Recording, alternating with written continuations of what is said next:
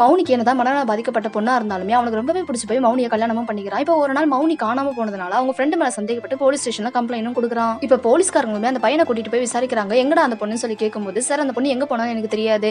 ஆனா அந்த பொண்ணை நான் விபச்சார விடுதிக்கு கூட்டிட்டு போயிருந்தேன். எனக்கு கொஞ்சம் காசு கிடைக்கும்னு சொல்லிட்டு வெளியில தான் வெயிட் பண்ணிக்கிட்டு இருந்தேன். அதுக்குள்ள அந்த பொண்ணு எங்க போனான்னு கூட தெரியல சார். எனக்கு சுத்தமா தெரியாது, என்ன விட்டுருங்க அப்படின்னு சொல்லும்போது, எவ்வளவு தைரியம் இருந்தா ஒரு பொண்ணை கூட்டிட்டு போய் இப்படியான ஒரு தொழில ஈடுபடுத்துவ அப்படின்னு சொல்லிட்டு அவனை அங்கேயே வச்சிருக்காங்க. இப்போ இவனுமே ஒவ்வொரு நாளும் போலீஸ் ஸ்டேஷனுக்கு வந்து அவளை பத்தி எதனா தகவல் தெரிஞ்சுதான்னு சொல்லி கேட்கறான். அவங்கள பத்தி எந்த தகவலுமே தெரியல, தெரிஞ்சா கண்டிப்பா உங்களை நான் கூப்பிடுறேன்னு சொல்லி அனுப்புறாங்க.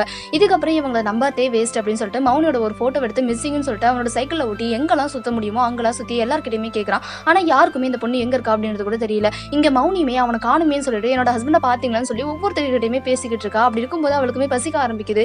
எனக்கு பசிக்கவும் செய்யுது, என் ஹஸ்பண்டையும் காணுமே அப்படின்னு சொல்லிட்டு அவளோட நேம் சொல்லிட்டு அங்கங்க சுத்திட்டு வந்துட்டு இருக்கா. இவனுமே அவளோட ஒய்ஃபை காணுமேன்னு சொல்லிட்டு எங்க பார்த்தாலுமே சுத்திக்கிட்டு இருக்கான். ஆனா கடைசி வரைக்கும் அவ கிடைக்கிறதாவே தெரியல. இப்ப மௌனிக்குமே பயங்கரமா பசின்றதுனால ஒரு வீட்டுக்கு போயிட்டு எனக்கு பசிக்குது, எனக்கு கொஞ்சம் சாப்பாடு மட்டும் கொடுங்க அப்படின்னு சொல்லும்போது அவங்களுமே இந்த பொண்ணை பார்த்துட்டு சரி இந்த குப்பை எடுத்து போய் கொட்டிட்டு உள்ள வா அப்படின்னு சொல்றாங்க. இவனுமே அதை செஞ்சுட்டு உள்ள போறா. அவளுக்கு தேவையான எல்லா சாப்பாடுமே அவங்க கொடுக்குறாங்க. இந்த பொண்ணு நல்லா வேலை செய்யறதுனால நீ எங்கேயே தான் இருக்கணும் அப்படின்னு சொல்லி அந்த பொண்ணை கட்டாயப்படுத்துறாங்க. இல்ல நான் என் ஹஸ்பண்டை தேடி போனோம், அவர் என்ன தேடிக்கிட்டு இருப்பாரு, எனக்கு அவர் பிடிக்கும்னு சொல்றான். ஆனா இவளோ இல்ல நீங்க இருந்து எங்கேயுமே போக கூடாது அப்படின்னு சொல்லிட்டு அந்த பொண்ணை பயங்கரமா கொடுமைப்படுத்தவும் ஆரம்பிக்கிறாங்க. இப்ப மௌனியோட ஹஸ்பண்ட் மௌனியை காணுமேன்னு சொல்லிட்டு ஒரு இடத்துல உட்காந்து பயங்கரமா அழ ஆரம்பிக்கிறாரு. அப்போன்னு பார்த்துதான் மௌனி அவங்க வீட்டுல இருந்து வெளியில வரும்போது இவரை பார்த்ததுமே தன்னோட ஹஸ்பண்ட் மாதிரி இருக்கேன்னு சொல்லிட்டு அவரோட நேம சொல்லி கத்துறாங்க.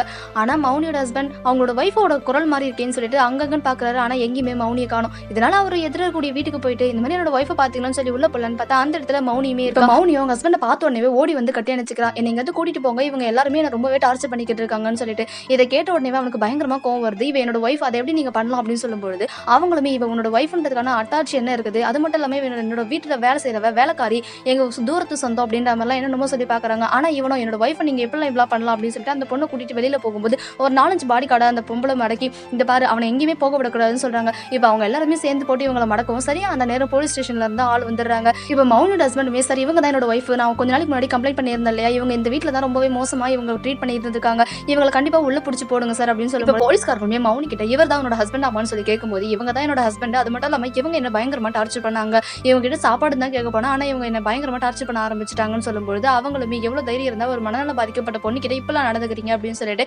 அவங்களுமே அரெஸ்ட் பண்ணி கூட்டிட்டு போயிடுறாங்க. இப்போ ஒரு வழியா இவங்க 2 பேருமே ஒன்னு சேர்ந்துடுறாங்க.